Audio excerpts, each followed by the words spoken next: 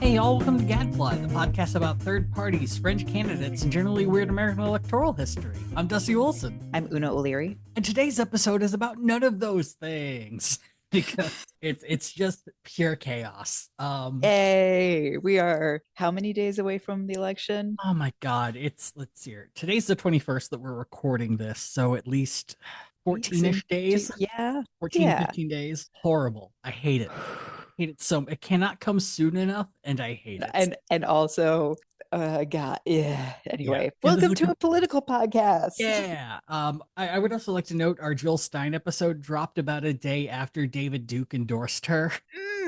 Which, look, I think there's a lot of commentary we could have because David Duke is just a trolly human being who knows that he can only get attention once every 4 years. But we can also acknowledge at the same time, Jill has not done herself any favors with her old tweet stating to one Hillary Rodham Clinton that you may not have accepted the endorsement from Charles Koch, but you have done enough things to earn it.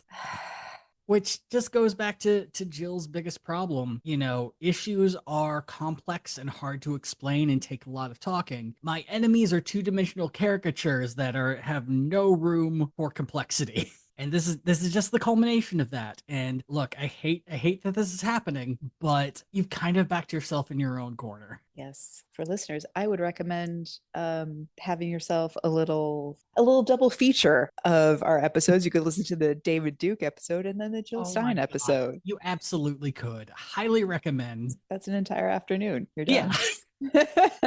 Mother of God. So anyway, today we're not talking about any elections. We're kind of sort of talking about some candidates, but we're mostly doing a somewhat of a sequel episode because the Rage Against the War Machine decided to have another rally. Great. Yeah, because the first one went by so well. The first one went so good. They had it at the Lincoln Memorial. They had trouble filling up the steps in front of Lincoln Memorial all the way to the reflecting pool, which the vast majority of protests that have happened there usually fill up at least the entire area of the reflecting pool. It's usually, hard to find space. I believe the comment that you made was there were more tourists there going to the Lincoln Memorial than there were people actually there to listen. Yeah, that was really embarrassing.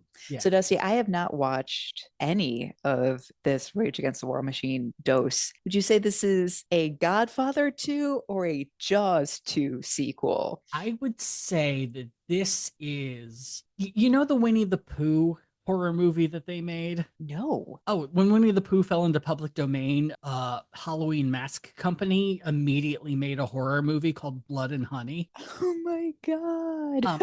It's not good. It's entirely just that gimmick and trying to sell masks. Wow. They made a sequel. So it's a sequel to something that no one wanted to watch to begin with. And I think that's a good example. Wow. It is definitively not Godfather 2. It is not Jaws 2, which has probably some redeeming qualities occasionally. It's not even the Psycho remake with Vince Vaughn. Oh my God, at least that you had to respect the effort involved. The weird guts to choose, like, yeah, Vince Vaughn, he could do that.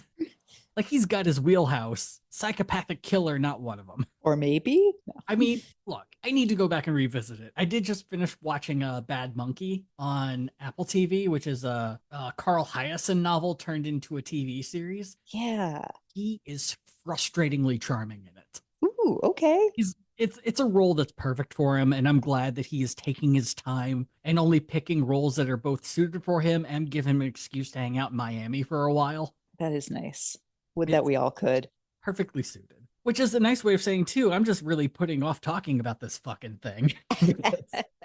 It is frustrating. So they have moved venues. They are still in Washington, D.C. this time around. However, instead, they are at least near the Washington Memorial. So it's a much bigger field-like area. There's more room to talk and things like that. And this time around, it seems like they have a bigger budget because they now have what I could best describe as a space that looks like Lollapalooza's main stage. Mm-hmm. Because when they did the first one, it was just like a podium on the steps. Yeah, it was barely elevated. Exactly. If I remember correctly. Yeah. Yeah, and this time around, they have a full tilt system. They have a stage, they have lighting, they have projections, they have VIP seating. Oh. They have an entire area of wood flooring on the ground so people know where they have to go. They're like, we are not going to get upstaged by very tall Dutch tourists this time. 100% So yeah, and a lot of that has to come from the fact that the Rage Against the War Machine Rally 2.0, as they officially called it, is not just a lone event. It is actually now part of a whole weekend of events. On the particular Saturday of September the 28th, it opens with the Rage Against the War Machine. When that is done, people can stay and watch a screening of Vaxxed 3, the anti-vax movie, which I joked being called to Vaxxed 3 Furious, but let me look up the actual name. That's somehow worse. Vaxxed 3, Authorized to Kill.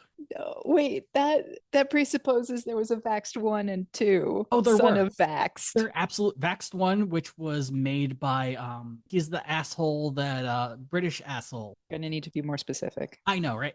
Andrew Wakefield directed it. No, I don't know who that is. Oh my god, you're so lucky. He is a he was a British internist and I believe a pediatrician who had run a study that claimed he found the cause for autism.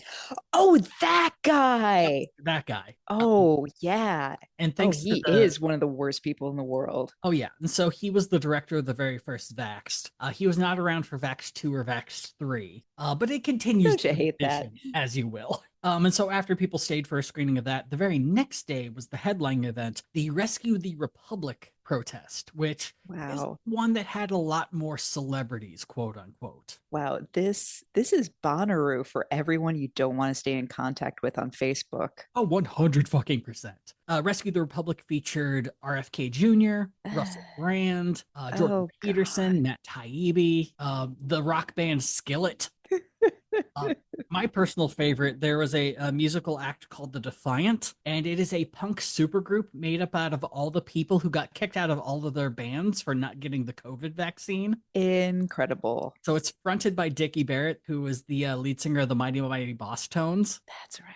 And out of the 87 members of the Mighty Mighty Boss Tones, he was the one who didn't want to get the vaccine. Other members include the guy who got kicked out of The Offspring, and the guy who probably would have gotten kicked out of Smash Mouth if their lead singer didn't die. Oh, yeah. So that's the musical quality that you're getting from this, and the high celebrity endorsements. Yikes. Yeah, not the best. And so Rage Against the War Machine is the event that is gonna be kicking this fucker off. Woo. Yeah. And so it was kind of difficult following this because the lineup seemed to change about every day or two. And the same was for the Rescue the Republic. It seemed like some people were getting bumped because they were not famous enough, or there are some scheduling difficulties. Or in the case of the Rage Against the War Machine rally, it was initially pitched to happen in like between February to June, and then it got canceled out of nowhere, and then they rescheduled it for September. Where is the money coming from? How is this a bigger event? Great fucking question. So the Rage Against the War Machine had a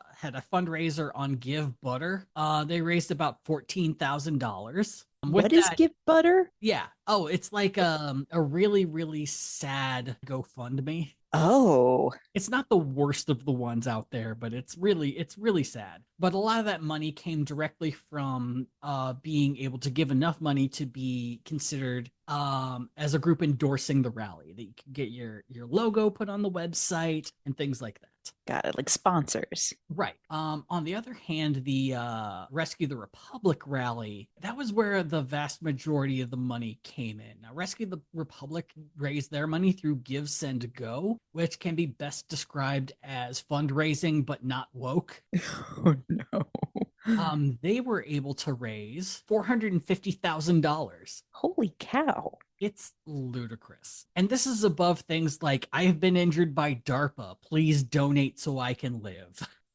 Yeah, it's not the best. So yeah, they raised a fuck ton of money, and that's how they end up affording this shit. And we're able to rent out the area. So, we might as well dive into this fucking thing. For those of you who are unfamiliar with Rage Against the War Machine in general, definitely go back and listen to our old two-parter on the first one. But it's founded by Angela McArdle, who is the chairwoman of the Libertarian Party, and Nick Brana, the founder of the People's Party, who have never run a candidate, were the initial party that endorsed Cornel West to run for president for about 2 weeks. Nick Brana also just a horrific sex creep in general, allegedly. So really not the best pair of people to try to fight the war war machine, but what are you going to do? Are you going to be picky about fighting the war machine, or are you going to go into this battle with the troops you got? Picky, please. No, you're Let's gonna dig charge in. right in. You're gonna put down a huge fucking deposit on the type of stage you would expect Chapel Roan to be on, and just throw up the shittiest people that you could possibly dig up. Chaperone doesn't get to be better than us. She does, though. She really She does. really does. She is everywhere from 2 weeks to 8 years ahead of everyone. Anyway, so we're going to start off with the very first speaker of the evening, a guy named Keith Knight, who is the managing editor of the Libertarian Institute. Mm-hmm. And I think this is 1 minute into the event, and I think it's going to give a really good sense of how we're kicking things off and the vibes that we really want to cultivate. But never resist. When an officer gives you an order, you must obey them lest you get killed like Ashley Babbitt. Yeah, we're kicking things off with an Ashley Babbitt reference. What? Okay, refresh my mind. Yeah. So who is Ashley? Is this a January 6er? Oh yeah, she is. Oh my God. She is the one who got shot for trying to go after Congress members who had been carefully shuttled away from the mob behind a set of glass doors. She is the one who broke through, and she is the one who got shot and killed. So yeah, a minute in, and we're full on martyring. Oh, 100%. Great. So Keith Knight does also include something a little bit after this. Second, when any foreign politician potentially or hypothetically violates your freedom, you must go to war and advocate the mass murder of civilians. Since the costs of violence are extremely high, often immoral, and outcomes very uncertain, I suggest we take the peaceful route as often as possible. Regarding warfare, here are 12 facts the fake news and fake historians have omitted. All right, now I'm not going to have you listen to all 12, because some of them are, too recent to really kind of get into the specifics, and we kind of have to wait for history to really kind of figure out. It's things like when we funneled money for the Libyan civil war, some of that money was made with the knowledge that there were members of Al-Qaeda on the resistance side against Muammar Gaddafi. I think that's something we're probably going to get to know a lot better. That seems to be more of a thing that's like, yeah, there's definitely a non-zero chance that there were members of Al-Qaeda fighting in the resistance. The level to which, though, is either, in Muammar Gaddafi's opinion, they were all Al-Qaeda, to NATO's opinion of like, yeah, there's a few, but it's not the majority. Mm-hmm. And I don't really feel comfortable saying one way or the other until, more things get declassified and we get to find out. So we're going to go all the way back to the older wars of America, where there have been multiple declassified documents and things to be able to state whether or not things that Mr. Knight here claims to be true. Let me just pause, because I just want to describe for our listeners that he gestures and has the pinched face of someone who in middle school and high school really, really got heavily into debating and devil's advocating, but never was actually good enough for the debate team. Yup. Yeah. Look, I am expecting you to roast everyone that I showed today, and that is an excellent start.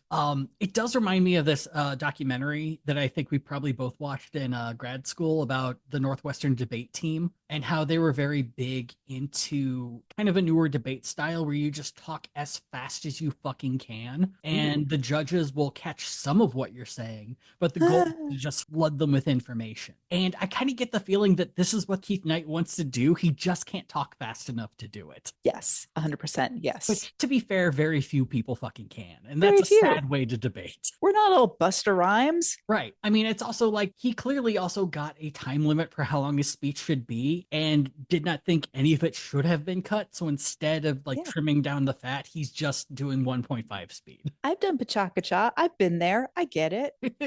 Yeah. So, all right. So I'm just going to focus on a couple of his 12 lies that we have been told. The very first lie we've been told is that we were surprised when Japan attacked Pearl Harbor, when in fact Secretary of War Harry Stimson had wrote in his diary that he had talked to President Franklin Delano Roosevelt about the impending Japanese attack, and that the two discussed, quote, how we should maneuver the Japanese into the position of firing the first shot without allowing too much danger to ourselves. And this has led to the conspiracy theory that not only was the US government aware of the attack on Pearl Harbor, but they let it happen so they could enter the war. I mean, we didn't have to nuke Japan either. Like, I don't know, what are we rehashing here? Just that, this is an old imperialistic lie by America that no matter what, we're going to find a way to enter the war because it financially benefits us. So I take it this is a conspiracy theory you've never heard. Dusty, I haven't heard of most conspiracy theories. Okay. I'm not on the same internet. So what you're that saying you is I'm are. slowly educating you into a better human being by letting you No. know that DARPA is rearranging the weather. What the hell is DARPA? It's in Alaska. Wait, no, that's HARP. It's weather controlling. Conspiracy theories. The U.S. government makes hurricanes. Does the then can D direct stand them, for but not really. Democrat? What are we doing here? All right, I can't go off into that tangent right now because I'd much rather talk about weather weapons than anything else right now.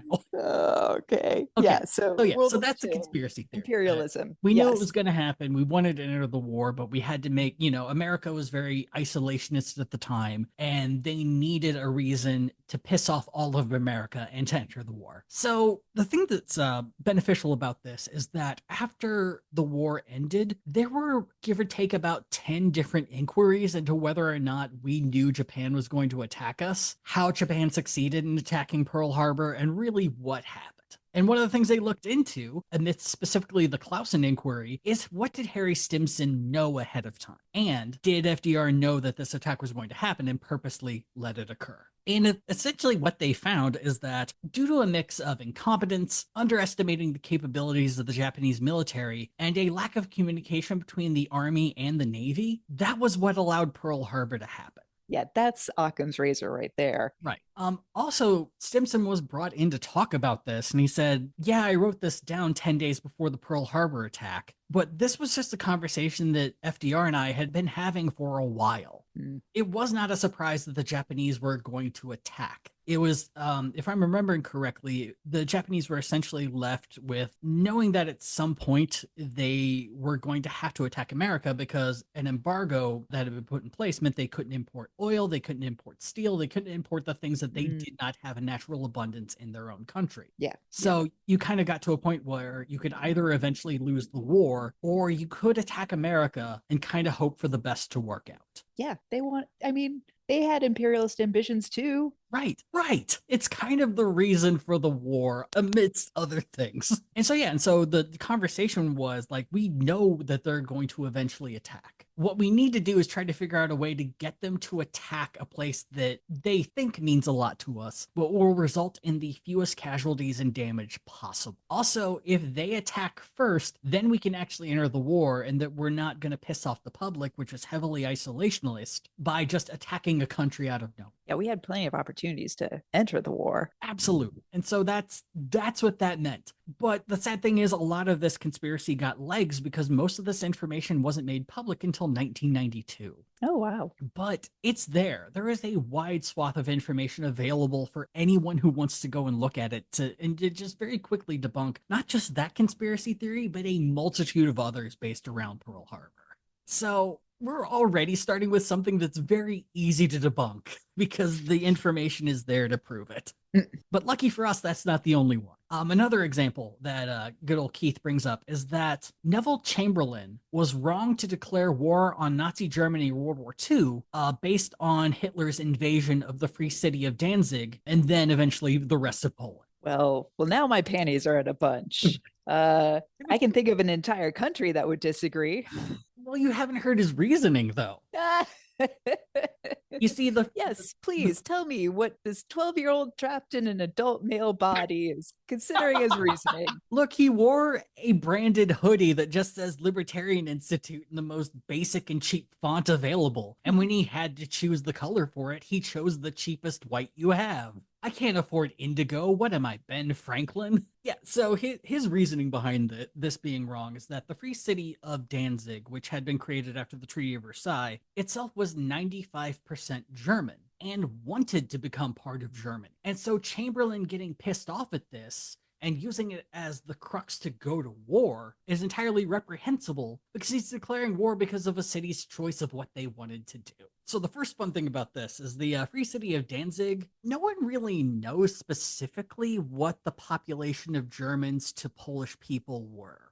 he seems to be referencing a census done by Danzig in 1929, which found that 95% of the populace were Germans, and the other 5% were mostly Polish. However, other historians have debated that the Polish population could be anywhere between 1% to 30%. Not insignificant. Right. And part of the problem comes from the fact that the Free City of Danzig around 1933 had been taken over by the Nazi Party of Danzig, and they had a bit of a bias in making it look like there were more Germans in their state than there actually might have been. Yeah, it was also an act of aggression. Like, I'm honestly, and all of this is just like ramping up so that you're cool with the Russian hostile takeover of the Crimea Peninsula.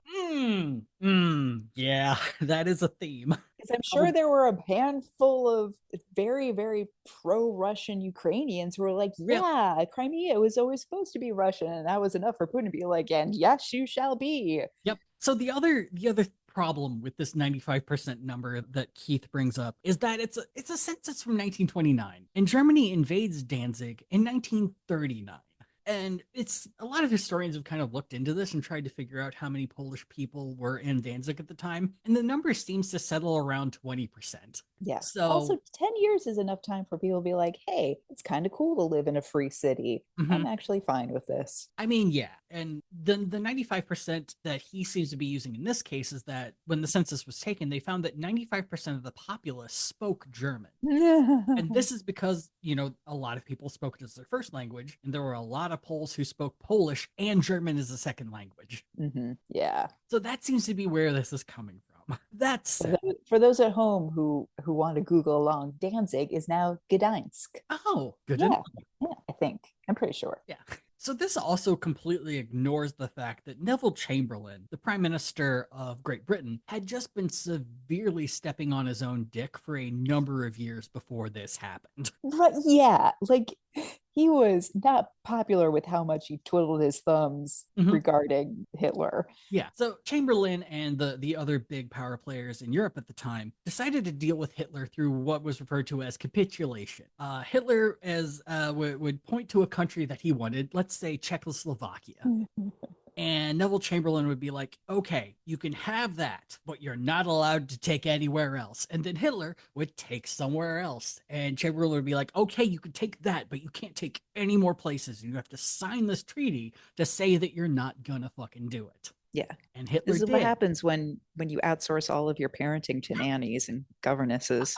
And so, yeah, Hitler agreed, I'm not going to just go into other places and take things. And then immediately went into Danzig and took the Free City of Danzig on his way to taking all of Poland. And so by that point, they had attempted all the peaceful ways that they could think of to stop Hitler from doing what he was doing. They weren't working. And so they kind of had no choice but to declare war on Hitler, lest he take the rest of Europe while you're too embarrassed to say something about it. So yeah. Also, like, you're apologizing for Nazis, like that's one of your talking points. Fucking right. It's like, look, I think a lot of us had read Slaughterhouse-Five. We know the Battle of Dresden and the Dresden firebombing was not great and very fucked up. But that doesn't mean that you could take a few other moments that led into the war and act like, oh no, this is Britain's fault. This is all on Chamberlain and Churchill making this happen. It's some willful ignorance that, as they would say on the Twitter, Nazi particles detected.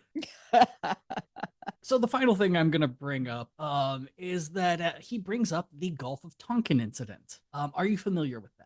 Can I say not at the moment? It's one of those things where it's like, oh, I've been familiar in the past. It's like it's in the archives, but you haven't had to go there for a while. My dad passed a while ago. I don't have like the constant input of military battles anymore on holidays. Right. So the Gulf of Tonkin incident is mostly known as the thing that kicked off the Vietnam War officially.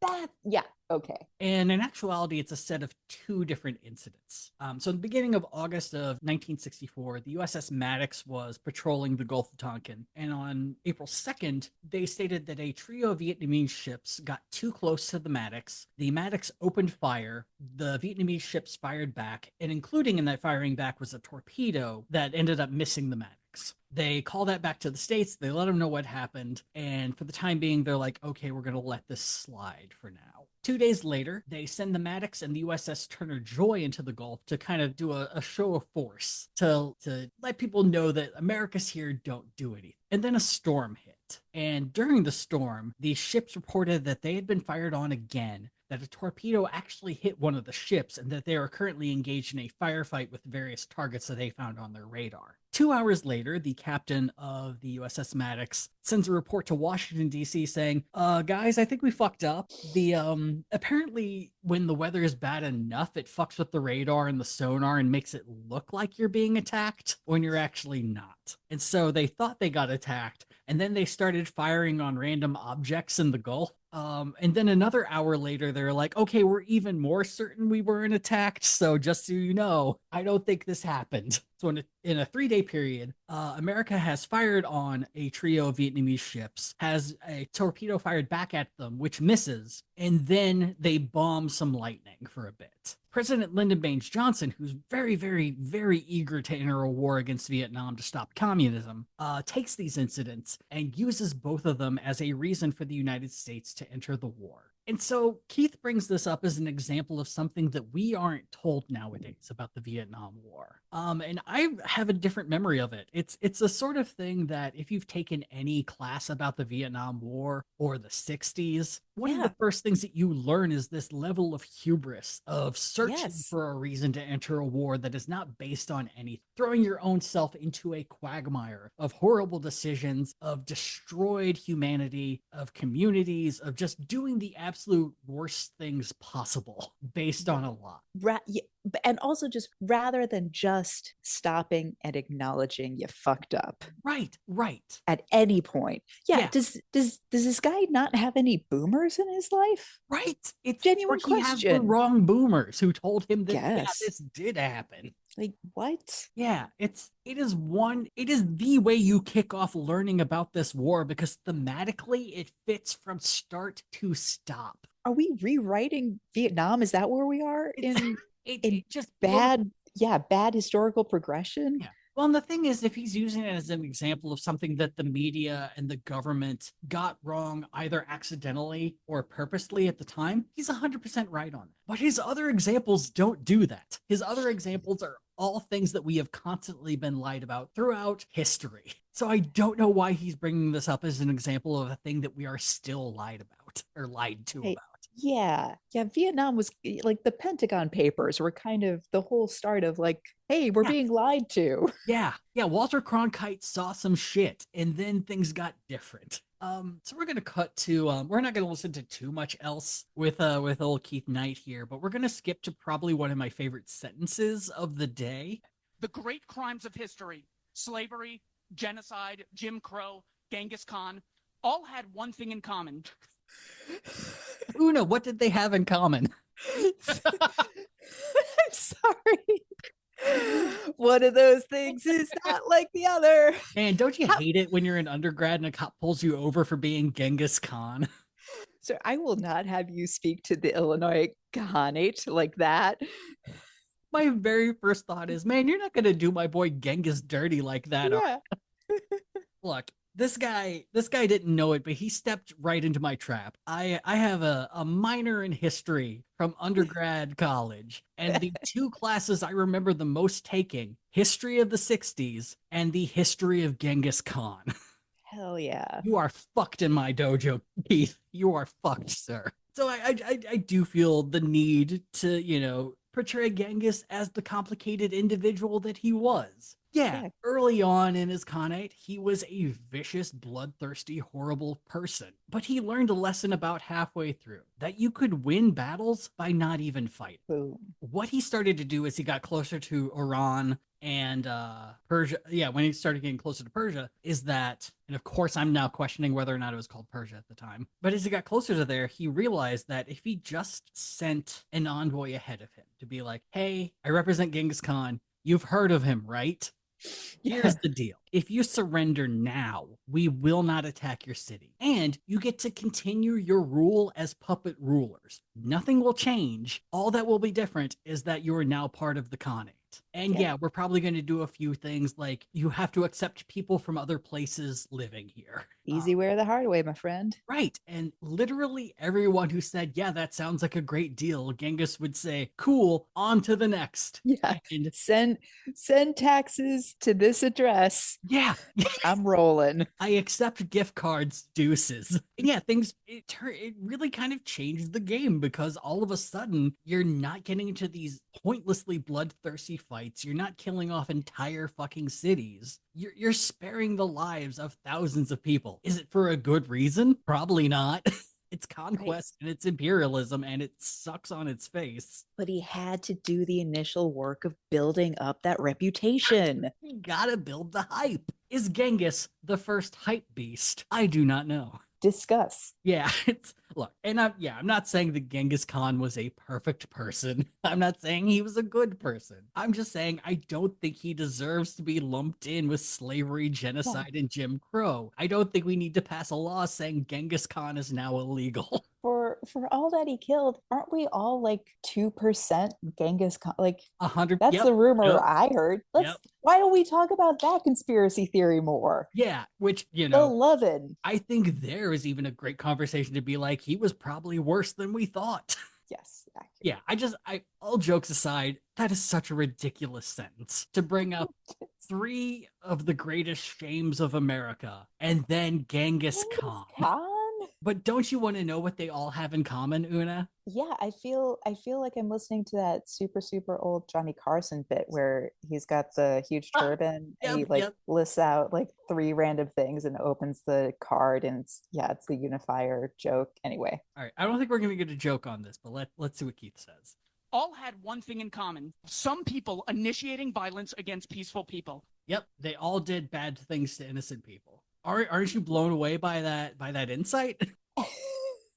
Isn't that deep? It's like, oh yeah, so why Genghis Khan? Right. I mean, like, for a while, sure. Yeah. Yes.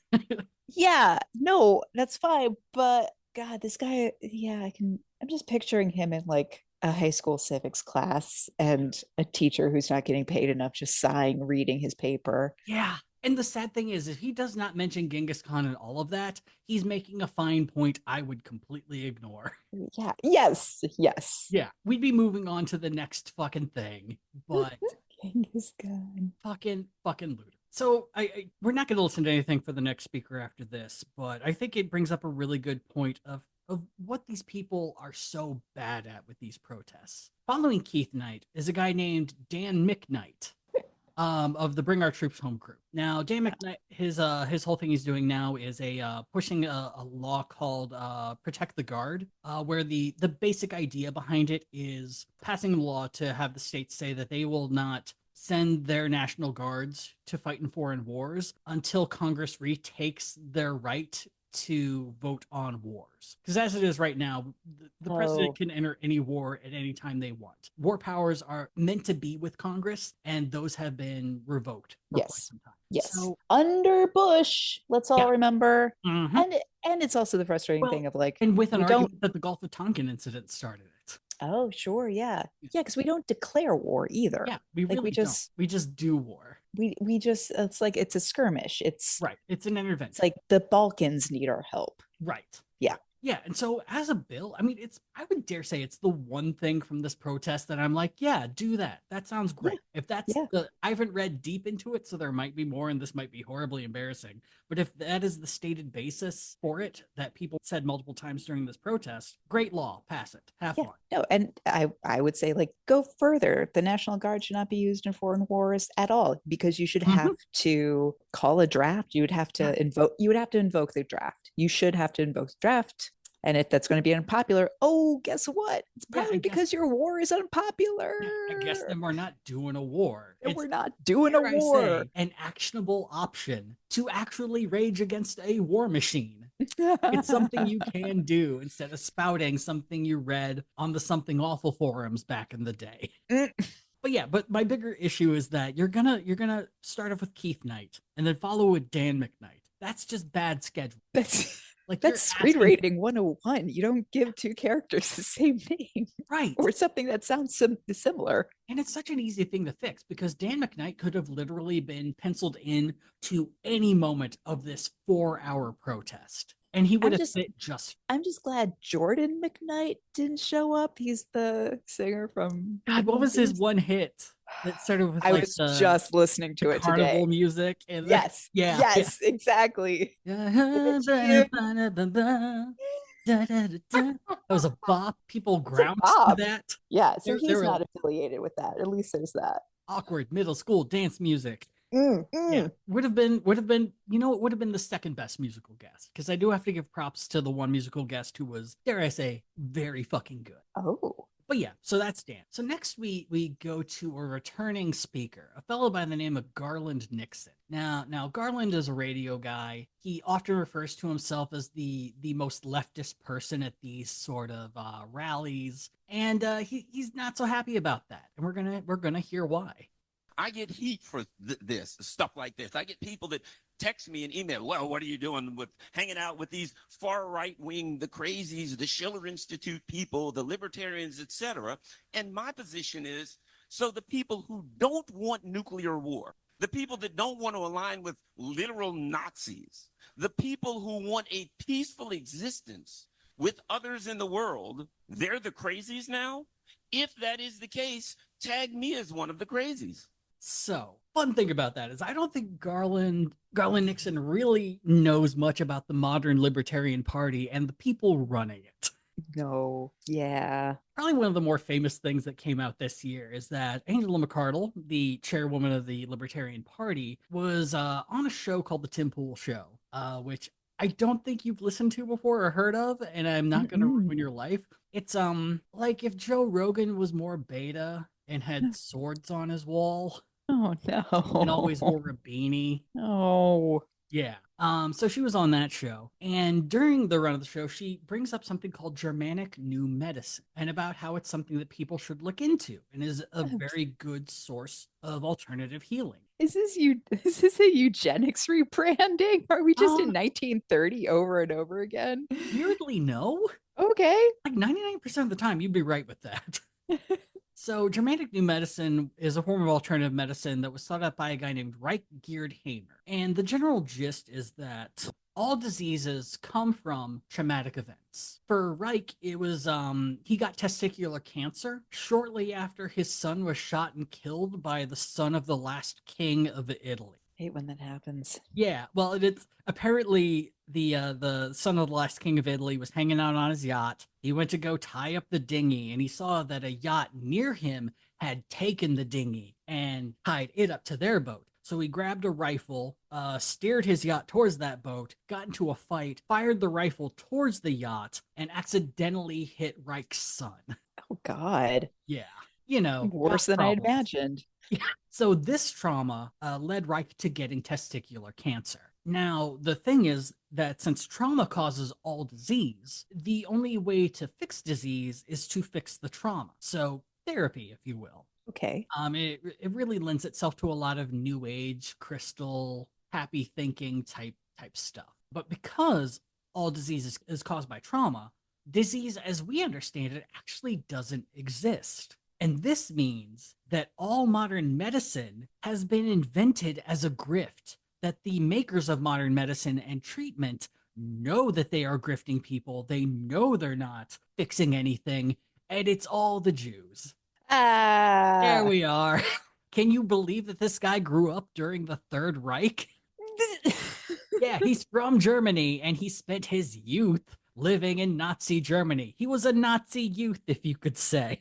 And that was very traumatic. And now he has a cold. Fuck off. Fuck off. Yeah, and so Angela's like, yeah, Germanic New Medicine. That's the shit. This is packaged and ready for TikTok. Let me tell you what.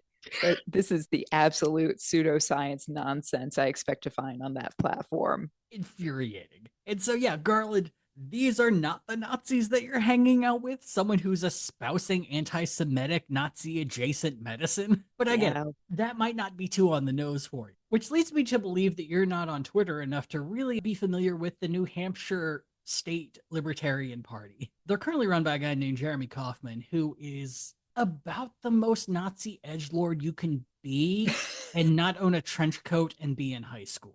No. Probably shouldn't be a surprise to anyone. The New Hampshire Libertarian Party isn't running candidates this year. The only person on the ballot who's a libertarian is running for governor, and he did it through no help of them. And so Jeremy's job pretty much is just to say the most racist and attention-getting things that he can on their Twitter verified account. Which means if you engage with it, he's making money. No, do not engage. But probably the most Nazi thing that he's done recently is he posted a version of the 14 words.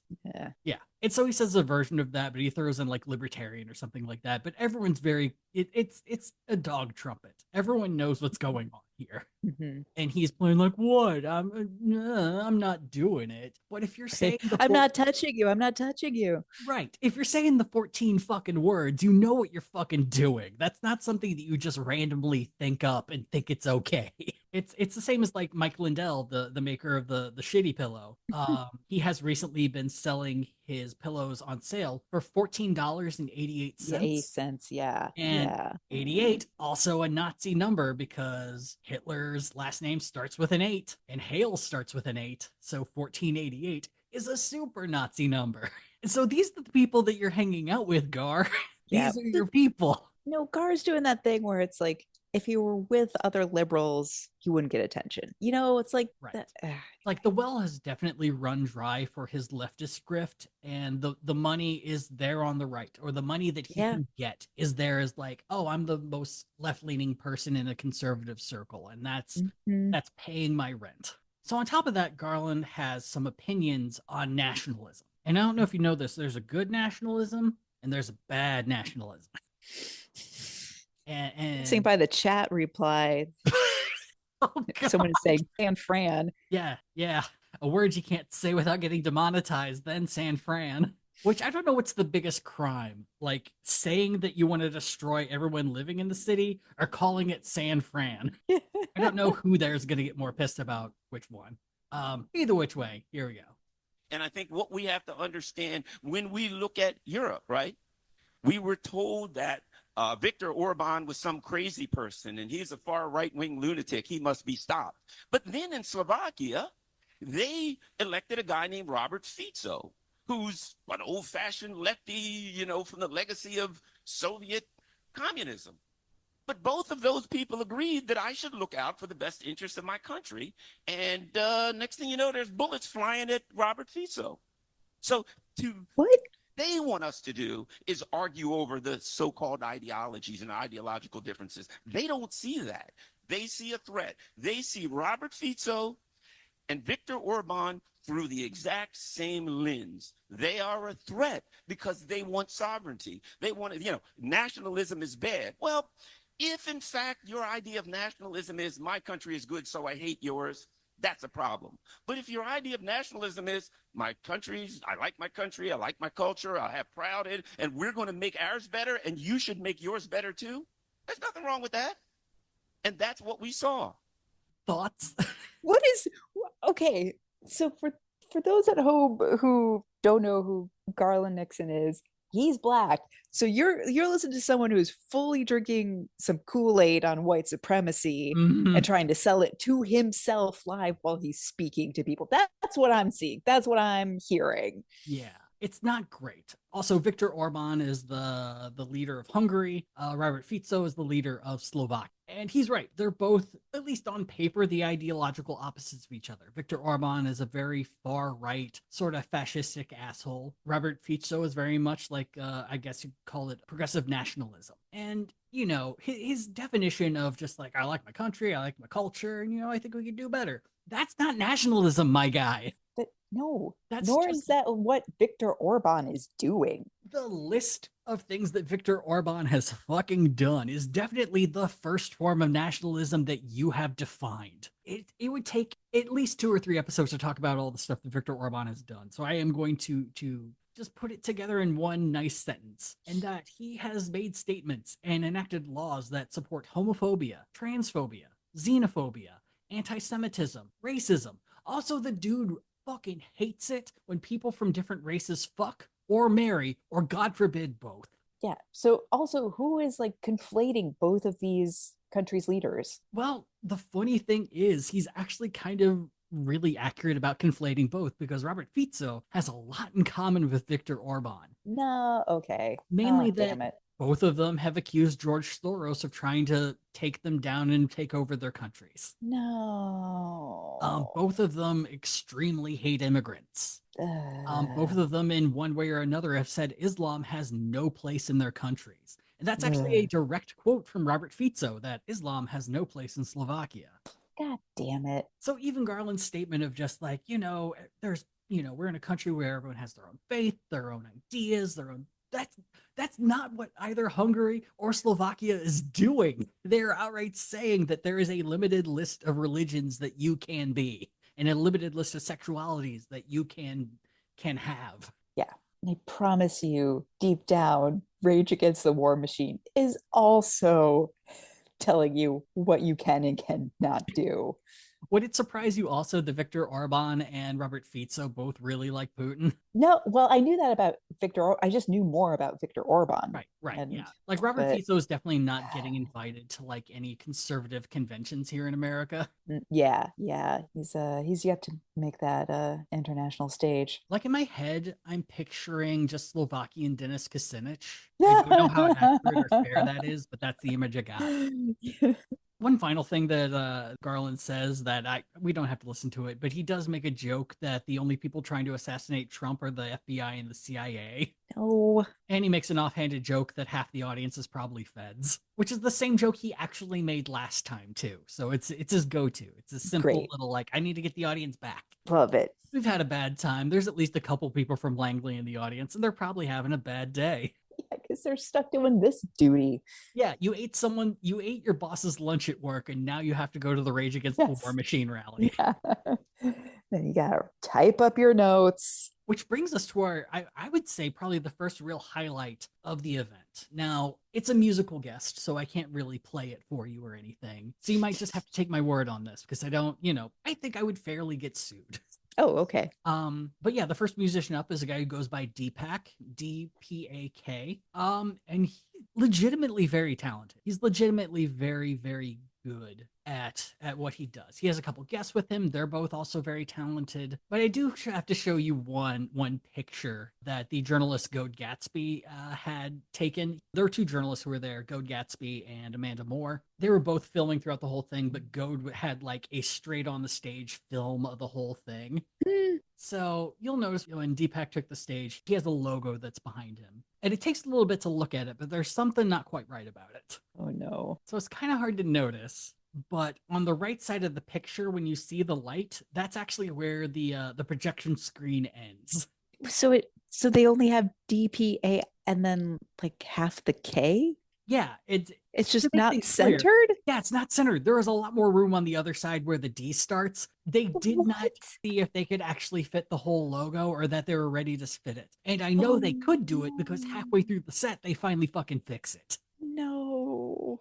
This is the level of quality we have here. And as you can notice in the tweet, they started an hour late. Good. So there are over a dozen speakers to fit a 4-hour time frame, in which the musical acts are doing full sets, full like 15-minute sets. Oh, wow. So we're already short on time. And during that time, they didn't tech, they didn't plan ahead. This is just where we are. Well, probably because they wanted to avoid unions. Oh my God, probably. So the thing I will say about Deepak is he did come out there. He put on a really good show. If there was anyone who was actually going to really improve the energy of the crowd, it would be him. And so if you're getting the energy up, you really need to maintain it. Keep it going forward. It's very simple scheduling rules. It's like if you're booking a stand-up show for an open mic night, you make sure that you're saving the maybe new folks, the folks that aren't going to be very high energy for the beginning. And then you put in someone like Deepak when you're about to get the audience engaged, and you're gonna hook them from there on out. That's what they did, right? Oh no, foreshadowing. No. So they follow this with what I can only kind of describe as a live action podcast. Oh no. Clint Russell, who runs his own podcast called Liberty Lockdown and was this close to being the vice presidential nominee for the Libertarian Party this year, and Josie Glayback, who goes by the Redheaded Libertarian and is a co-host on Tim Pool's show, bring out a guy named Dan McAdams who has just the charisma of a wet sandwich. And they just interview him about the most recent news. No. Like, oh no. They're all sitting in chairs. They're just No. talking on mics that they're holding. It is like following up Chapel Roan with someone reading the dictionary. It just breaks on the whole fucking show. And I've listened to it twice. I still couldn't tell you what they talk about. Like, a major event had just happened, and I cannot for the life of me bring it back. That might be the MS. It might just be they were so boring that whole part of my brain killed itself. But so knowing that, we are now an hour and 20 minutes into the event, and we skip to something that we've actually talked about before. So I believe about a year ago, we did an episode on the Humanity for Peace rally, which was a anti-war rally run by LaRoucheites in the Schiller Institute, New York, where they barely covered the corner of a park. Yes. And a small park, too. Correct. But one of the guys they invited was named Aaron Day. And he was invited because he was running for the presidential nomination for the Republicans. He was not on the ballot anywhere. He didn't seem to actually make an attempt to get on the ballot anywhere. He didn't raise any money. I don't think he filed with the FEC. I don't really know what he was doing. But he said it, so... Yeah, he said it, so he's doing it. And somehow he gets invited to this, and I don't really know why. They got 4 hours they need to fill. I mean, they would have easily filled it without him, because, spoiler alert, 3 people got bumped. Oh. Yeah. Look, I'm going to point out places where they could have easily trimmed the fat. The very first one was live action podcast. You didn't need that. Or if Definitely you're going not to do sitting that, down. That's pre-show. You do that before you show up. You just hang out and you do that. So Aaron Day comes up. Aaron Day is from New Hampshire, and he's kind of got a new thing that he's going with. We're just going to start to listen here for a bit. I have a set time in which I think we should stop. But you just stop me whenever you want to make a comment. So this is actually shortly after he makes a joke about how the Park Service has not allowed anyone to bring flags or signs, which were heavily in abundance during the last Rage Against the War Machine. It was mostly used by the LaRouche Institute to just put up banners about all their various ideas and things they want to do. We can't vote our way out. We are just one presidential election away from not the start, but the fulfillment of Agenda 2030. Do we think Congress will listen? DC is run by blackmail and money, and we don't control the money printer. In 2022, Wait, pause. Okay. He's like, Congress is controlled by blackmail. I was like, okay, whoa. Right. Yeah, real. Yeah, my cord is all up, dude. Real iffy moment. Oh, by the way, roast Aaron. Aaron looks like what would happen after Michael Moore's villain origin story. Like 2 paths diverge in a woods. He never made Roger and Me, and instead went fully down the message boards. Right. Like, he had no outlet for the things that he wanted to say, and since no one could help guide him. And and a lot of anger and misunderstanding as to where that anger is coming from. Unlike Roger and Me, where it's like, no, we definitely know where the anger is coming from. You're making a pretty good point here. But look, Ford is run by blackmail. Male. Congress will remain mostly the same. And if you think Trump will fix it, I've got a vaccine to sell you. But I'm bum. What?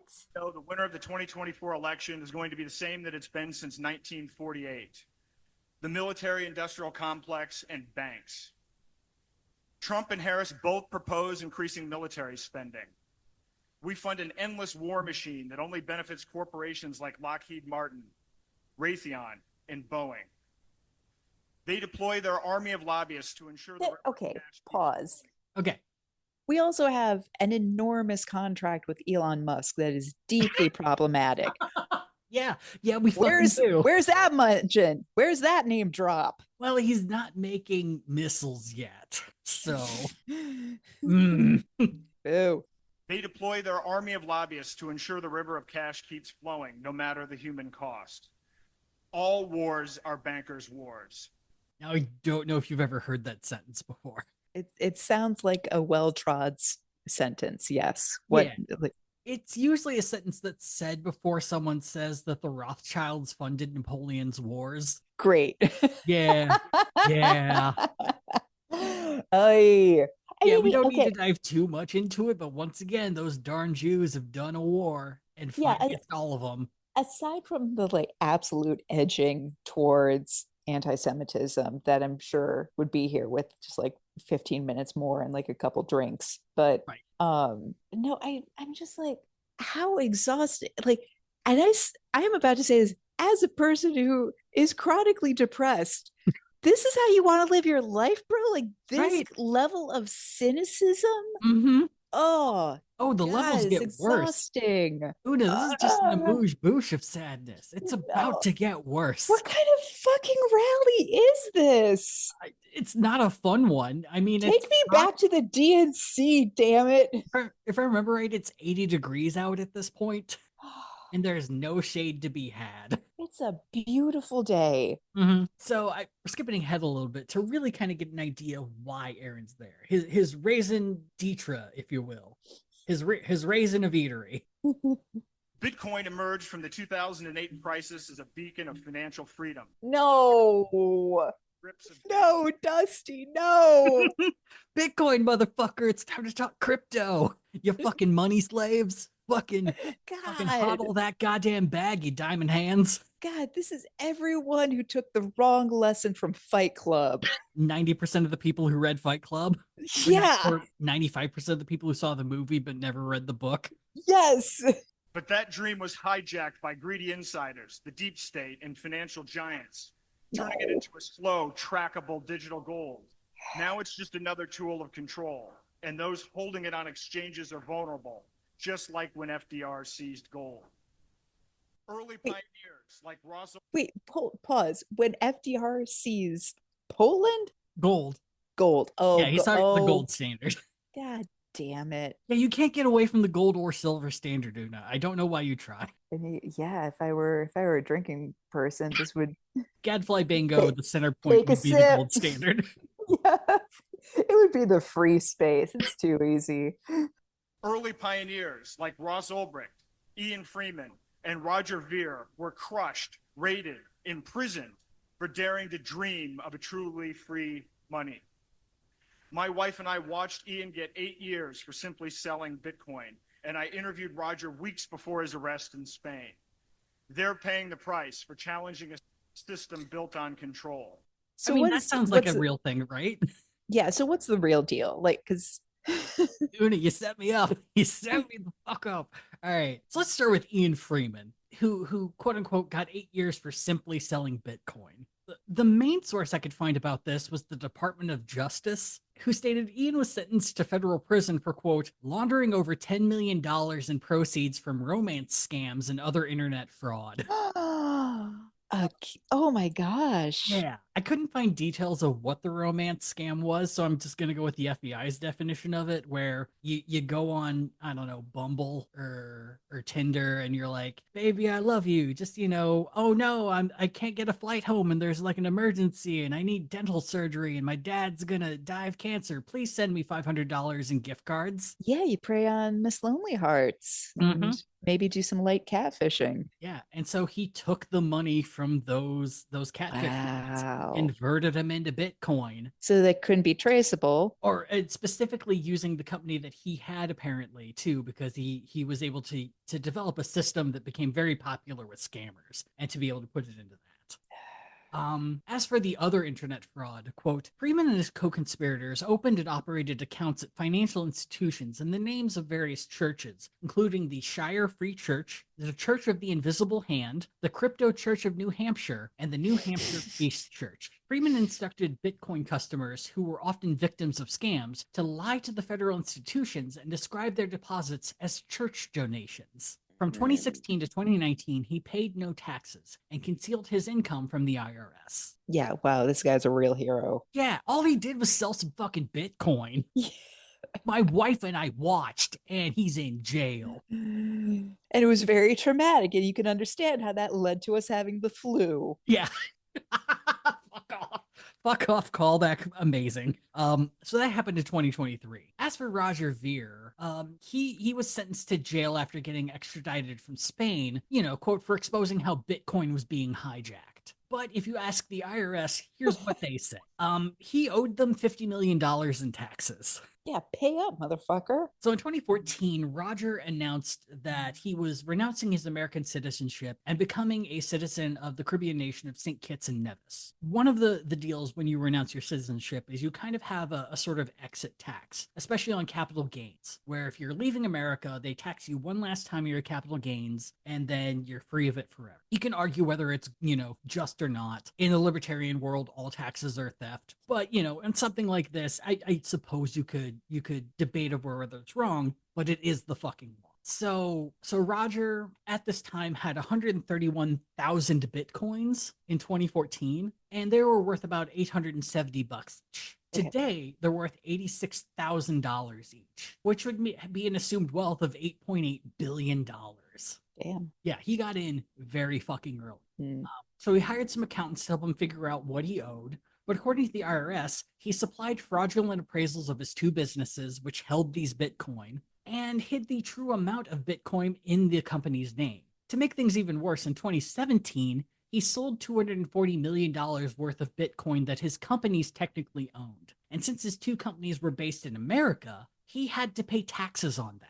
And Roger decided that instead of paying the taxes on that, he just didn't tell his accountant about the sales and hoped that the IRS wouldn't notice. Oh my, okay. My heart goes out to this poor accountant then. Right? Yeah, he's clearly hiding stuff from fuck? people that he hired. Now, Aaron would say that not only is he being punished for exposing how Bitcoin was being hijacked by banks and such, but that Aaron had actually tried to pay his taxes, but would only do so with Bitcoin. Which I find fucking funny because there is a paper trail, a very, very clear one, of him having no problem exchanging Bitcoin for money that he could use for goods and or services. So if he wanted to pay the IRS, he fucking could. Yeah. A fun thing I found out about him too, in 2002, he served 10 months in jail for selling fireworks on eBay. Oh my God. He also caught a federal charge for storing the fireworks in his apartment. This idiot. And then the fireworks company got in trouble because the main firework that he was selling had more gunpowder than was legally allowed. The fireworks company is like, you said you would be cool. Right. It's just a series of dirtbag crimes. Yes. So I know you're asking the question, I need to free myself from the banks. I need to get out of the this matrix, as it would be. So how am I going to do that? Well, Aaron has the answer. I stopped using a bank in 2019. I now use primarily privacy coins like Zano and Monero, gold and silver instead of the US dollar. It is possible to begin transitioning out of the system, and it's something each of us can do right now. In fact, I ran for president to raise awareness about this issue. My platform was simple: ditch the dollar to stop World War III, halt CBDCs, and end the Fed. My message remains the same, and you never had to vote for me. Just vote with your wallet. So yeah, it's just a simple 3-step thing. Don't use a bank. Convert all your money into some kind of crypto, and then the money that you don't convert it to, put it into gold. Wonder why your friends never call you to ask you out or invite you to dinner. Guys, we need to find the one restaurant in Keene, New Hampshire that takes Monero. No, not even Bitcoin. No, Monero. No, Monero. Yeah, a somewhat stable coin that people still take less. Can anyone break a doubloon? Do you have a smelter in the back who can just take your share? Yeah, I've been trying to think about this because, the examples of crypto coins that he mentions, Zano and Monero, are grading on a curve fine. Like, Monero isn't great, but it's selling for about $155 a coin. It has been delisted from some of the biggest crypto exchanges, mainly because they refuse to meet regulatory compliance, which makes it incredibly popular on the black market. Yeah, which is like, I'm sure funding some dirty wars in several countries. Yeah, you think? You fucking think? And Zano seems fine. It's like $6 a coin. In the past year, it's gone up 6 times in value. So if you got in early on Zano, you're doing great. But that's not the typical story for crypto. I was honestly No. shocked to see it go from like under $1 to $6. But I immediately was wondering, like, how can you live your life in New Hampshire without any money? Because his whole thing is no one should use the dollar. As he states later on, quote, how can you be anti-war when you're using the money that funds it? Dude, I mean, we live in a society. Yeah. Also, here, I mean, dollars to donuts. I bet he's surviving because his wife still has a bank account. That's a really good point. That would answer a lot of questions I have too. Because my initial question is, how do you pay your bills? Yeah. And knowing that he's from New Hampshire, I reached out to the 2 energy companies in New Hampshire. One got back to me, and bless him for it. So EverSource, probably, it's a pretty big conglomerate in Connecticut, Massachusetts, and New Hampshire. And I asked them, do you take crypto as payment? And they gave me a list of things they do accept, crypto not being one of them. Mm-hmm. I'm still waiting back to hear from the other, and honestly, it'd be a waste of their time if they did. But yeah, major energy companies are not accepting crypto as payment. Cable companies aren't doing that. Internet companies aren't. Phone companies aren't. Maybe he has solar power. Maybe he has an off-the-grid energy source. Yeah. Maybe he has a tight-knit community and can barter and trade for groceries or something, but I would bet real money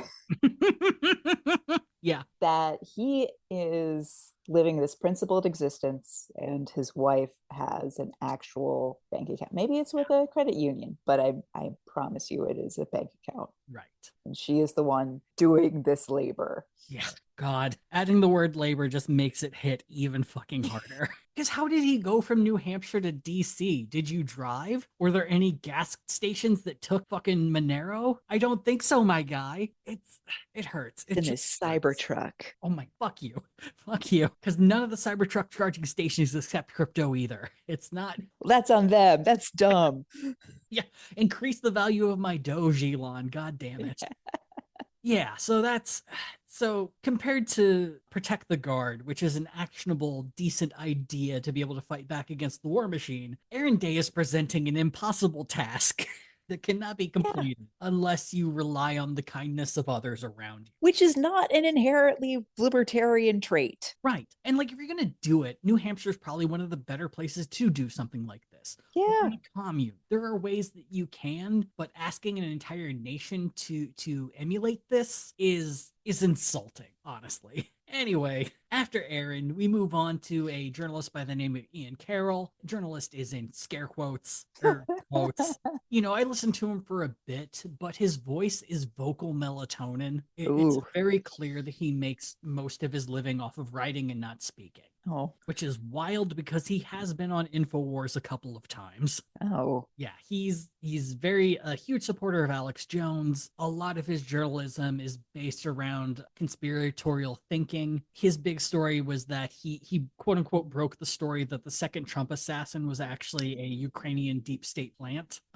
Which how much do you know about the second assassin guy? Second assassin guy? Like nothing at all. Yeah, there's not much reason. He was clearly mentally disturbed. I'm not going to diagnose him, but the closest I would probably give would be narcissistic personality disorder. He clearly thought so much more of himself than was actually true. And one of the things he was trying to do is he was trying to start a mercenary company for Ukraine. So he was trying to start a mercenary company to bring over Afghanistan soldiers to fight in Ukraine. And apparently he had a connect that could make this work. And he knew a guy. Yeah. It didn't get off the ground. He started trying to petition Taiwan to accept these soldiers. They didn't agree to. He started spamming Twitter on a very regular basis using Google Translate to just like text toward nations to see who would accept these soldiers. No one responded. But it was like this sort of mercenary thing, and the fact that he was extremely pro-Ukraine that led a subsect of the internet to believe that he was like a deep state Ukrainian plant driven mad by Russiagate. Oh boy. Yeah. I mean, no, he was just unwell. Yeah, he's extremely unwell, very complicated. A weird side thing is he ran a small home company in Hawaii that had just repeatedly bad reviews because he Oh my would God. hire out people who knew what they were doing or were union certified or had licenses, and made it very clear on his website that any complaining that you do, that's on you. Like, we're just No. going to build, there's a reason these homes are cheap. No. Yeah. Yeah. And he just made it very clear that anyone who disagrees with me is a piece of shit. Fuck you. But that's the sort of context that does not do well on Twitter. Like, you can't make your bag with something that complicated. It's got to be quick, it's got to be punchy, and you got to be Ian Carroll, baby. So skipping a couple speakers, we're on to our second musical guest, Jordan Page and Tatiana Moroz, who were a musical guest the first time around. You know, Jordan Page, he's kind of a folksy sort of libertarian singer. He wrote a theme song for the Proud Boys. Oh boy. Decent gravelly voice that probably would have benefited him exceptionally well in the early 90s. And he's not untalented. Same with Tatiana Moroz. She's a pretty decent singer as well. After spending the last month hearing terrible music, they're decent. Bar Lord. But here's my problem. Technically, they got 2 slots. They performed together, but the first time out, it was Jordan's slot. And the second time out, that was Tatiana's slot. Oh. So they extended this protest by an extra 15 minutes. Ooh, yikes. And the thing that really frustrates me about Tatiana's set, I don't know, have you done open mic nights before or gone to them? Ages ago, but yeah. There's a very, very strict unspoken rule. If you have a 15-minute set, that is 3 songs, 4 if they're all very quick, but usually 3. Mhm. But if you're going to play a long song, then you get 2. Yes. Tatiana ignores this because she really wants to do a cover of Masters of War by Bob Dylan, which is a song that's about 6 to 7 minutes long. No. She also states that Bob Dylan sold out to the deep state.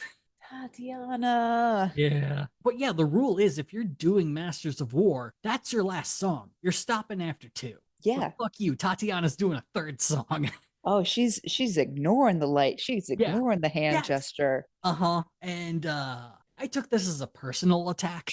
Absolutely. Yeah. So that's all there is to say about that. But I got very, very mad. Huh. So we're going to cut to hour 3, minute 25. This just keeps going. And at this point, this is when Diane Sayre takes the stage.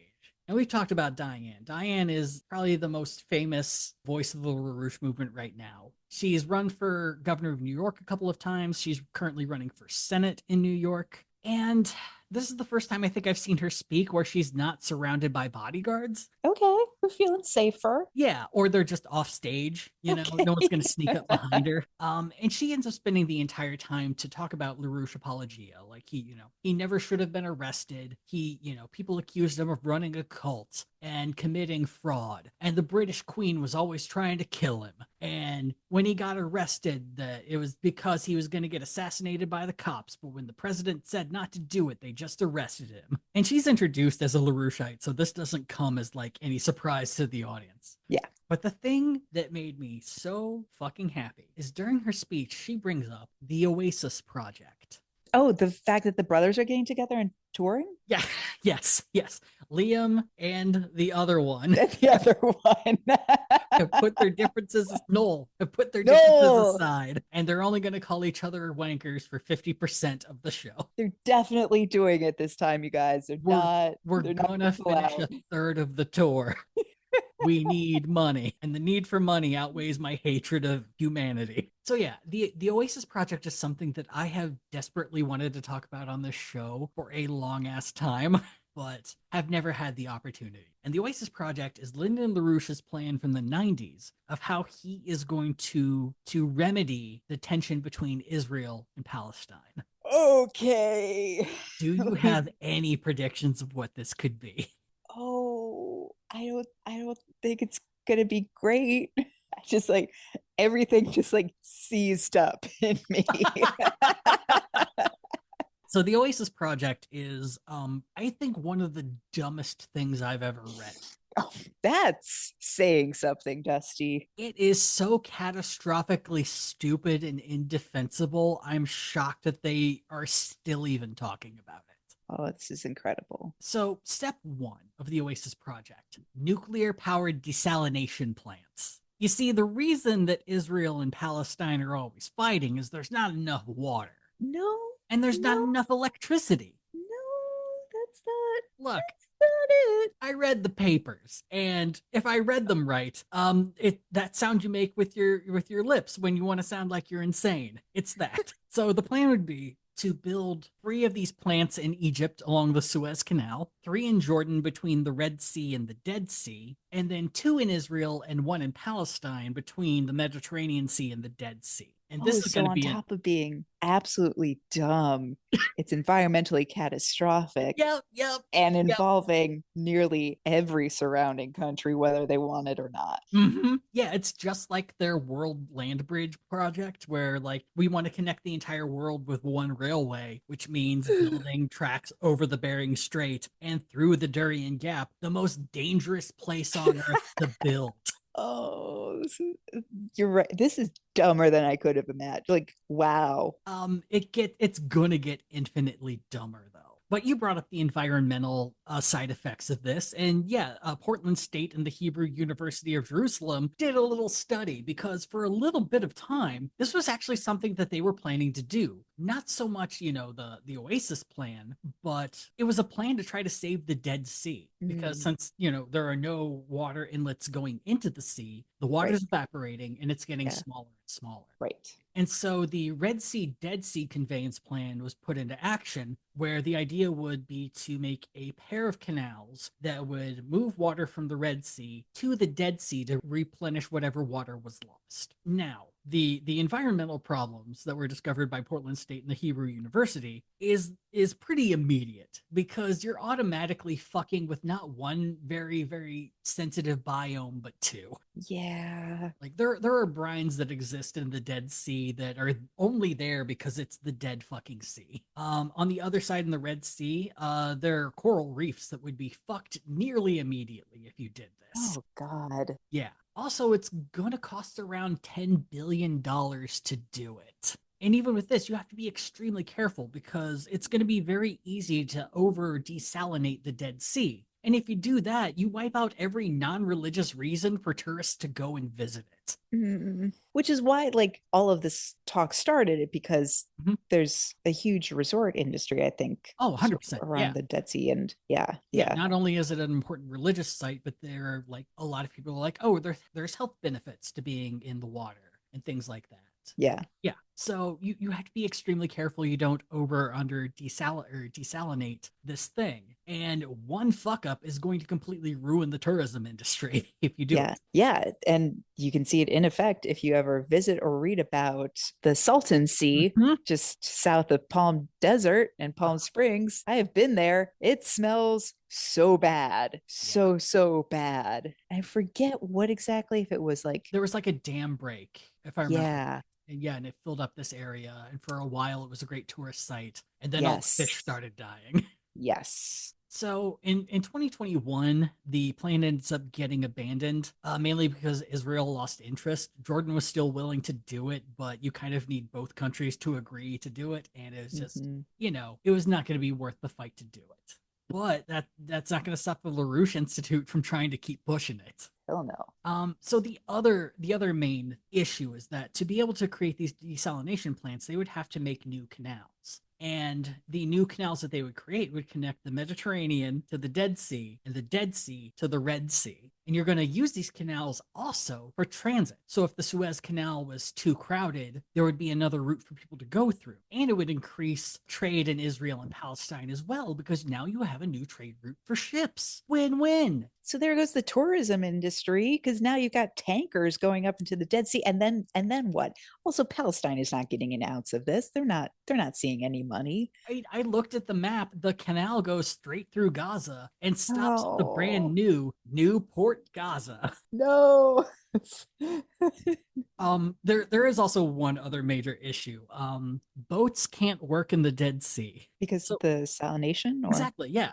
Apparently the salination creates a sort of subsurface wave that if you try to move boats, they will not move forward. Oh, cool. So you need to desalinate the Dead Sea to the point that boats could go through it, but not to the point that it loses its tourism. Right. Or you Right. just Or its decide biome. you're gonna desalinate the whole fucking thing and take the risk that this new trade route is going to be worth more than the tourism industry that is currently there. Oh, fuck nature in either respect. Yeah, 100%. Yeah. But yeah, so Lyndon LaRouche predicted that this new peace brought about by new trade routes and more water and new electricity would be enough to stop any fighting that would be occurring.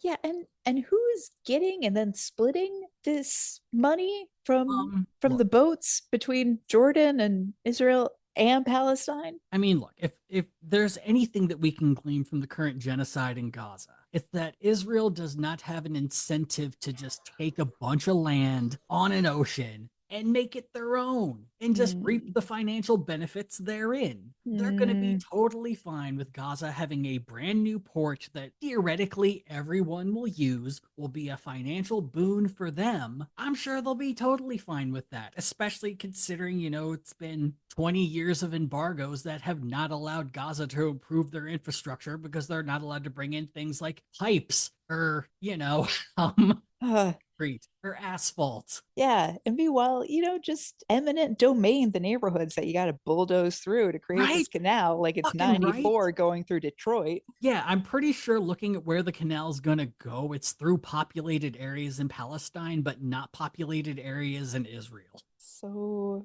funny how that shapes out. Right? Look, it's one of the few clear things in Lyndon's treatise about this is, like saying this is a way to fight back against Sykes-Picot, which, drew lines as to where the British Empire was going to leave Palestine and Syria and Jordan. But they're out here Sykes-Picoting all over the fucking place. Oh, yeah. They're just drawing fucking lines and hoping it sticks. But they're LaRouching, Dusty. They're not Sykes-Picoting. Scream. It's different. Fucking scream. So yeah, it's a really overwhelmingly embarrassing plan. And they're still pushing. Wow. It's, if they were even slightly smart, what they would do is take credit for the Red Sea Dead Sea conveyance and act like LaRouche convinced them to do that, and then blame the British or the deep state for it falling apart in 2021. That's a simple story that you could just patch on and move forward. Yeah. And why they don't is beyond me. It's too simple, Dusty. Clearly. Una, I read at least 24 pages that I thought were going to be essays of LaRouche explaining how this would work, and all it was him yelling at the British Empire over and over again. And it's just like, you're not wrong, but fuck me. That's the frustrating part. Yeah, it's like, yeah, you're not wrong, but how are you coming to this conclusion? Nuclear-powered desalination plants. Like, how is that your fucking answer, my guy? Yeah, it sounds like the inciting incident for Dr. Strangelove. Like it's so close to being that level bonkers. Yeah, but then we got to get to the worst part of the day. The headliner. Weirdly enough, this wasn't the headliner. The headliner was actually, God. I think he was meant to be the headliner, but then Max Blumenthal, who's a quote unquote journalist, ended up being the headliner because he was meant to be in upstate New York at a war rally there, but his flight got canceled. And so he was like invited to come in and, close things out in a weird 3-minute speech. Incredible. This is a guy named Ivan Raiklin. I'm gonna kind of throw things to the wind on this. We're gonna go through his whole speech. It is 8 minutes, so we can stop at any time. There's going to be times that I stop. Okay. But I don't want to give the game away on who this guy is. Okay. Up next, we have Ivan Raiklin, Deep State Marauder, Secretary of Retribution, and former Green Beret. Green Beret. Okay. Okay, they're giving me a few minutes, so it won't be a 3-hour diatribe if you know who I am. So I am the Deep State Marauder. I am the guy that's going to help identify the individual scum that are behind the military-industrial complex at the highest levels of both major political parties in America. Number 2, I can help identify individually by name, date, place, and transgression those scum that were part of the entire censorship industrial complex over on the left coast. What left coast? Yeah. We're just all over the map here. Yeah. So Also, I take it you don't recognize the sentient thumb. No. Wearing a shirt as if the Constitution was written in chokeout script. Yeah, it's for those familiar with was it Dragon Age Inquisition? This is Solas after he read a no. pickup artist book. Steroid Solus? No. Yes. Yeah, he's eating red meat only now. So Ivan Reikland's interesting because he didn't mention exactly what did make him famous before this. Angela introduced him as the Secretary of Retribution, which is a title he has given himself. Yeah, that much I got just from the name alone. And he's meant to be placed into a cabinet level position that is to be created by Donald Trump. And as Secretary of Retribution, not only is he going to go after the censorship people and the military-industrial complex, but the main thing is he is going after people who stole the election from Donald Trump. So what's he doing with this libertarian outfit? Look, man, audience is an audience. You got to pay them bills. Oy. Yeah, because I mean, he came out so hard and so fashy Mhm. that I was just like, wait, I thought this was the whole Trump stump.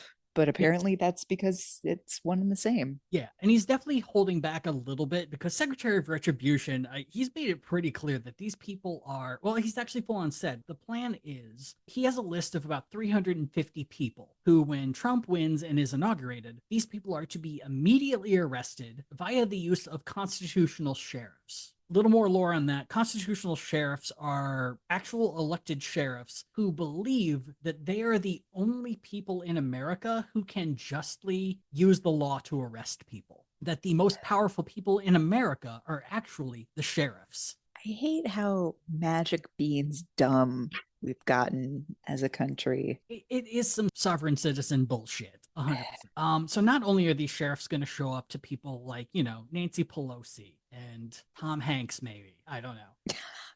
Not America's dad. Yep. No, he did some deep state shit. He knows what he did. He drinks the blood of children. Yeah, I've watched Gump. He was there at Rocket Pizza or Comet Ping Pong. So not only these constitutional sheriffs are going to do it, they have to have backing. He's going to hire 75,000 military veterans to join in these arrests. And ideally, they're all going to be live streamed.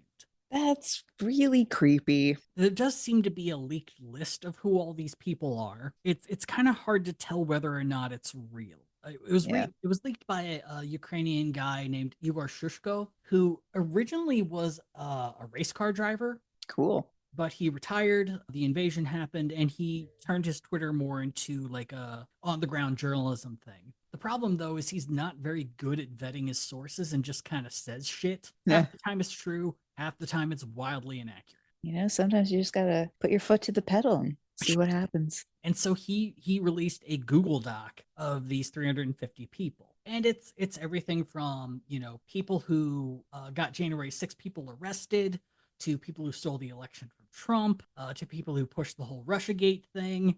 It's very much a Trump hit list. But none of the names are really that fucking surprising. It's just like, I think if we'd have just hired anyone off the street and said, hey, make a list of 350 people Trump probably doesn't like, you'd probably get an A- or a B+ on your first go.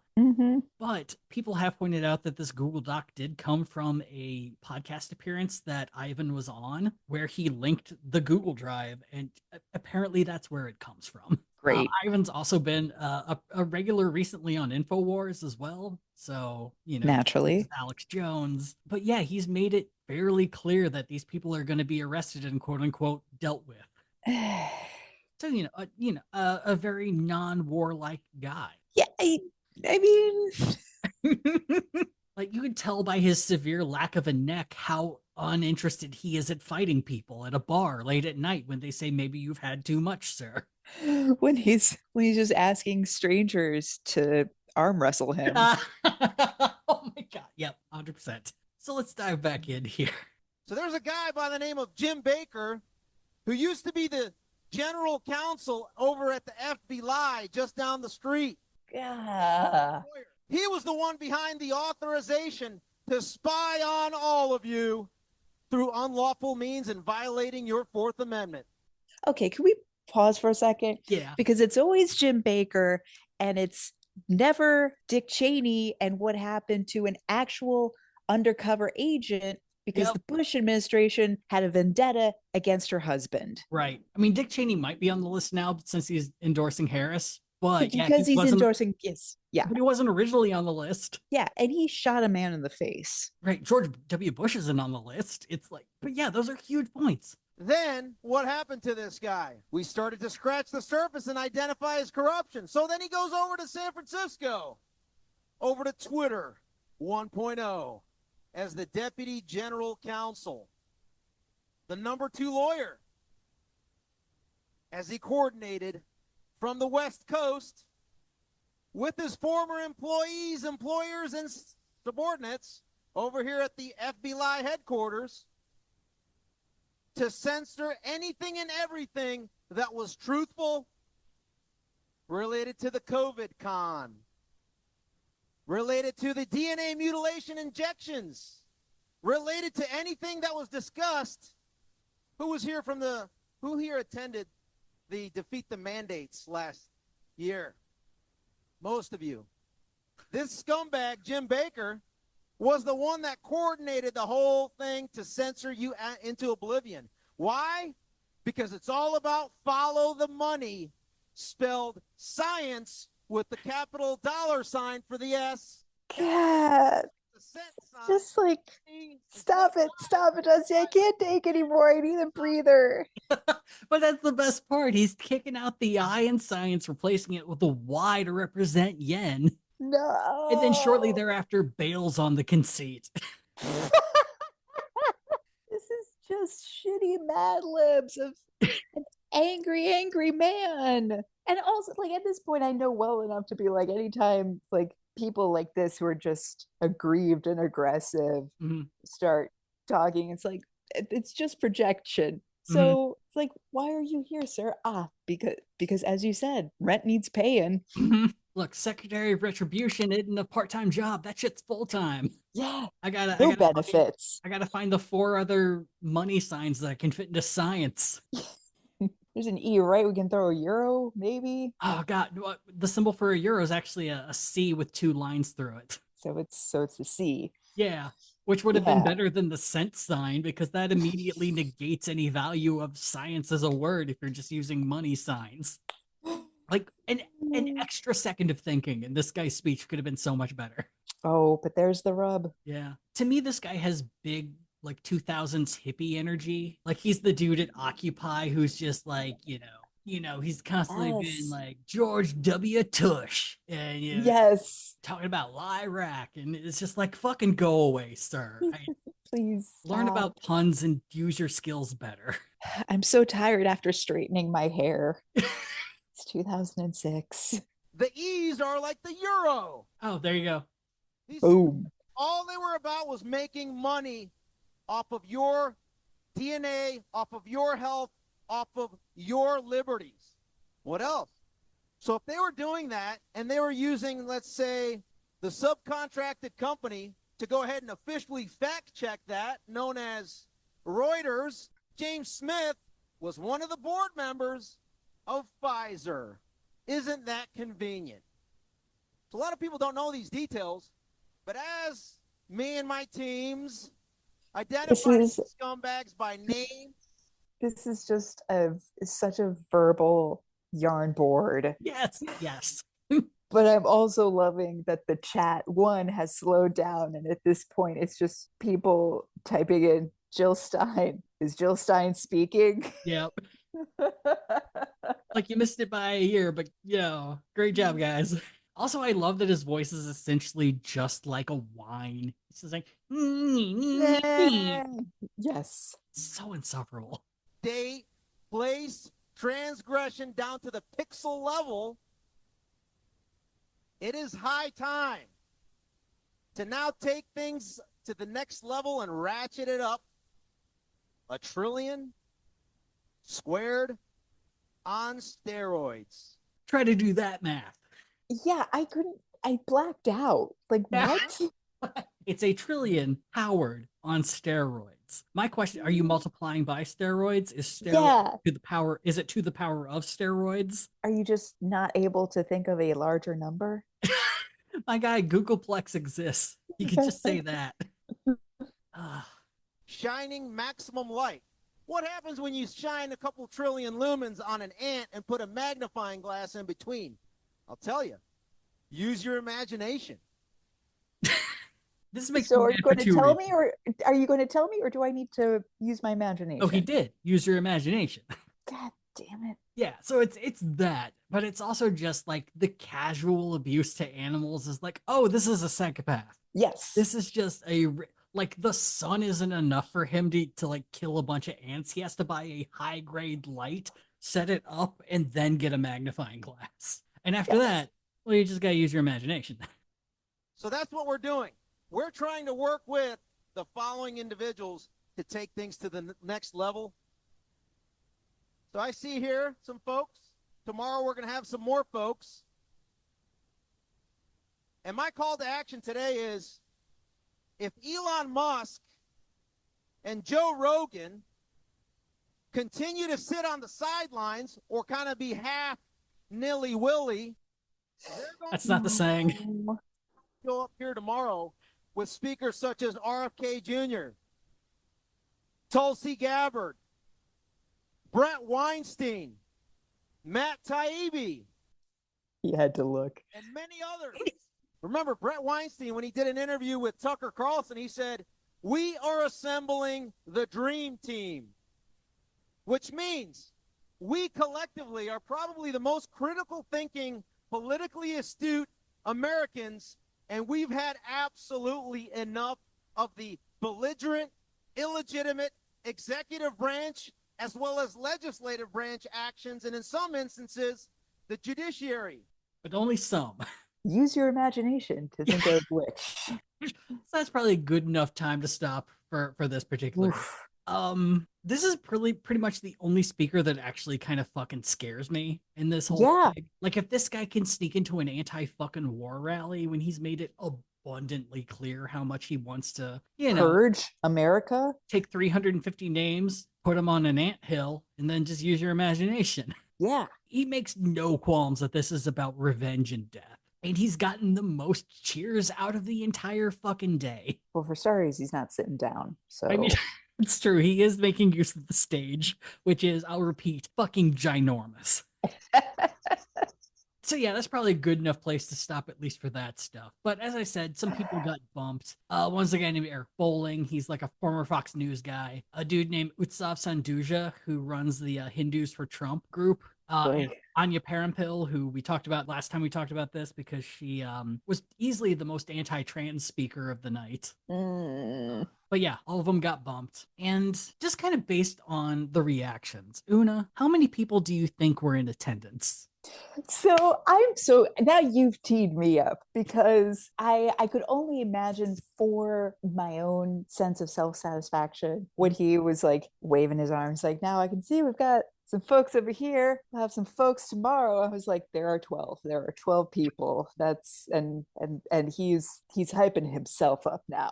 This is a story that we can tell in at least two pictures. So this comes from the live stream from Go Gatsby. This was when Deepak was performing. Could you explain what you're seeing right now, Una? I am seeing 2 rows of a dozen chairs each in front of the gate. Everything is empty. There is not a single person from this picture watching Deepak. Yep, that is the VIP seating. No. Probably for an even better idea, let's take a look at Amanda Moore's video from the event. But here's her live. Oh, hell yeah. There is no one. I shouldn't say that. For people there's 20, 30. Yeah. So it's just miles of real estate with no one present. Miles. It's like if you've ever seen like footage from one of those extremely large public squares in an otherwise like totalitarian country. It's like you might have like a couple people, but people are not out and about. It's got that feel. It looks like attendance was infinitely worse than the first time around. Yes. And at least they could count some tourists, right? You know? To sneak below that fucking bar is embarrassing. I'm honest to God shocked that everyone actually agreed to go up and talk.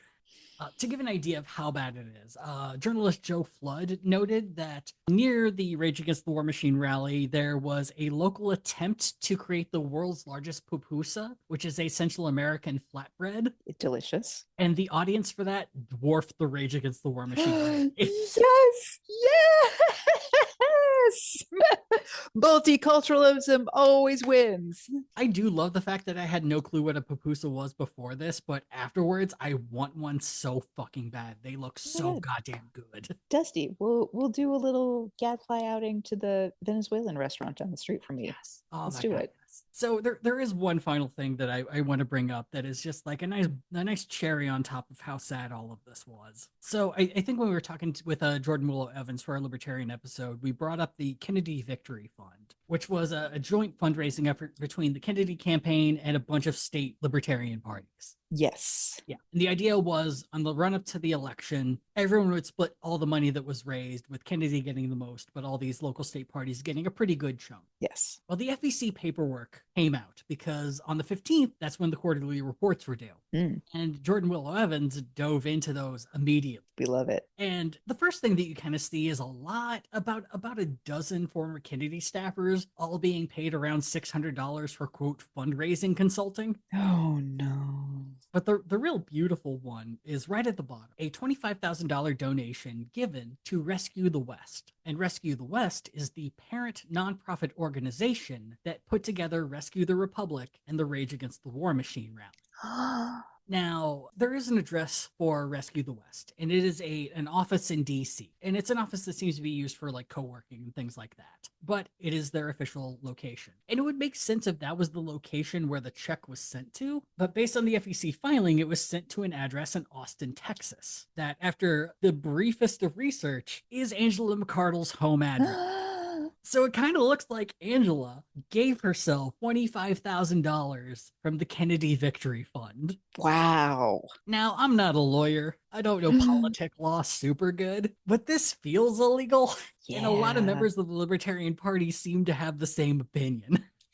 Yeah. So Angela has been called out throughout the week on this, and she's responded to it in about the way I would expect, by just doing a tantrum online, accusing people of harassing her, of trying to dox her, trying to throw out a duly elected chairwoman of the party. Mature shit. People want to hate on a girl boss. Girl boss.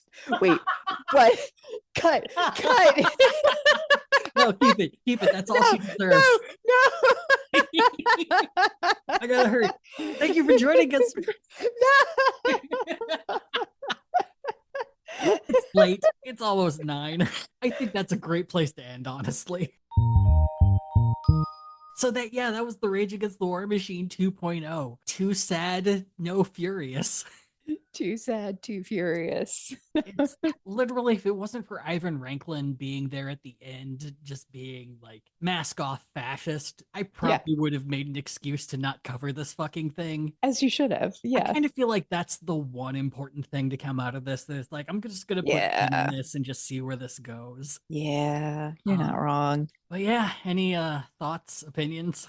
Yeah, this has been traumatic, and I'm going to wake up with a broken ankle tomorrow because of it. Fair enough. That's fair. So next episode really kind of depends on how the election goes. Oh, boy. Yeah. Great. If it turns out not the worst, then we're going to do a very happy, silly episode. I would like that. If it doesn't go well, then once again, we're not really going to be talking about elections, and we're going to be covering the topic of, for no reason, like, oh, you want to leave America? What options do you have? Yeah.